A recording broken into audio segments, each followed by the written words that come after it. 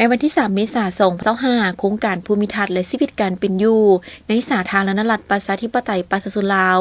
กรมป่าไม้กระทรวงเกษตรกรรมและป่าไม้ได้จัดพิธีมอบรับโครงการก่อสร้างอาคารห้องประชุมศูนย์ฝึกอบรมป่าไม้ห้วยป่าม้อมหลังใหม่เมืองวังเวียงแขวงเวียงจันทน์โดยการเป็นประธานของทานห้องศาสตราจารย์ปริญญาเอกทุมทรวงศ์วิสุขห้องคณะกรมป่าไม้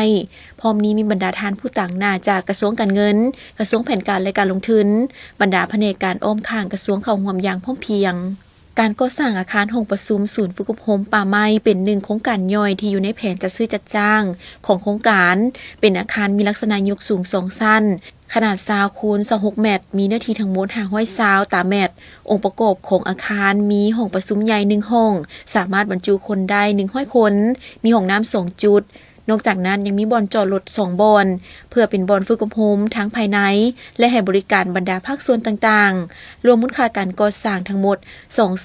258,935 ดอลลาร์สหรัฐโดยแม่นบริษัทแสงประจันบงคำไซ